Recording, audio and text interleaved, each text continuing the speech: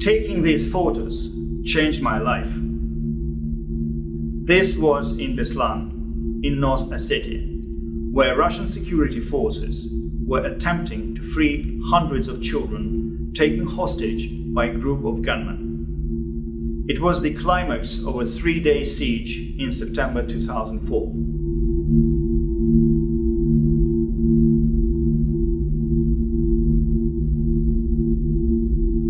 After hours of intense fighting, 186 children were dead. My name is Dmitriј Beliјakov. Before my forced emigration to the United States, I worked as a professional news reporter and photographer. I worked in Beslan in 2004 at the time of the school siege, and I returned to Northern Ossetia for many years after. I felt a need to study the aftermath of the tragedy and trauma in Beslan, to understand the whole measure of the suffering felt by the parents of those children. In 2013, I filmed hours of footage with 9 bereaved mothers. This is the untold story of one of them.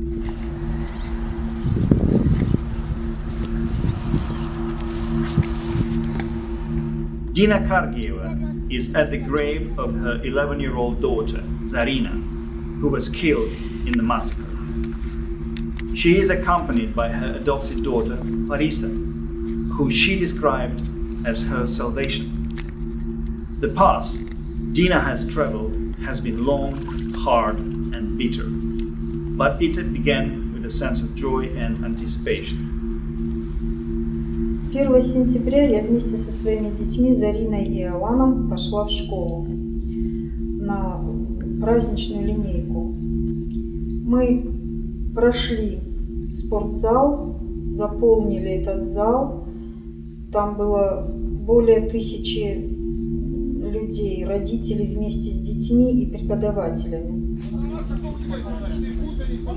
A teacher took the microphone and the first shots rang out. The school was quickly overrun by around 30 heavily armed militants. Kargијева and her children were taken hostage. Страшно было очень. Страшно было за детей. Они угрожали, если мы не будем подчиняться их приказаниям, то будет взорван весь спортзал вместе с нами. Требовали тишины и полного подчинения им. The siege would go on for 3 days. Kargијева said the children were terrified, and she tried to reassure them that everything would be okay. Later, their roles were reversed. Мне становилось плохо, я теряла сознание. Было очень жарко, невозможно было жарко. Она обмахивала меня этим куском картона, где она нашла. Просила у боевиков воду. On September 3, fighting broke out between the hostage takers and Russian special forces. It was in the chaos of this battle that most of the victims were killed. Somebody shot Alan, injuring him with a bullet that passed through his shoulder and the lung. Kargијева was rescued and taken to a hospital. Родственники все искали, родственники, знакомые, все искали Зарину. Обнаружили ее только, нам позвонили, что 6 числа, нам позвонили, что опознали ее в Ростове, в этой лаборатории по результатам ДНК. Я не представляла, что я не хотела жить. Мне было тяжело, что, во-первых, меня мучило чувство вины,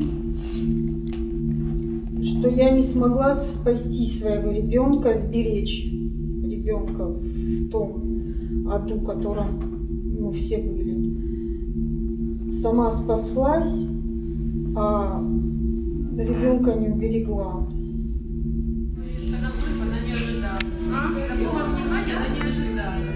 And yet, 10 years later, when I returned to Beslan, I witnessed these touching scenes of Kargијева comforting a child at a music lesson. The child, her adopted daughter, Marisa, was soon okay and playing piano. Later that day, Kargијева told me how she had found the strength to leave. She told me she had tried in vitro fertilization and a surrogate mother, but both failed. Eventually, one of her former pupils, who worked at a maternity hospital, suggested she consider adopting a baby. Это было, наверное, продиктовано моим эгоизмом, потому что я знала, что мальчик – это мальчик, сын – это да, но дочка ближе к матери. Гала позвонила мне 13 марта и, задав вопрос, остается ли в силе то предложение, которое я ей сделала, я растерялась, если честно. Она сказала: родилась девочка, очень хорошая, без патологий, от нормальной матери. Kargијева told me she was frightened, that she would not love it as her own, and frightened that Alan would not accept a new sister. Neither fear came to pass. Лишиться своего ребенка это очень тяжело. Это я никому не пожелаю, даже заклятому врагу я не пожелаю потерять своего ребенка. А в моем случае это явилось спасением, моим спасением. Она меня вернула к жизни. Она меня вытащила, можно сказать, да, она меня вытащила. Она мне дала возможность поверить в жизнь, поверить в то, что все можно как-то решить. I shot these pictures in November 2013. Since then, I have had no contact with the family. But during my visits to Bеслан, I was told that they were doing well.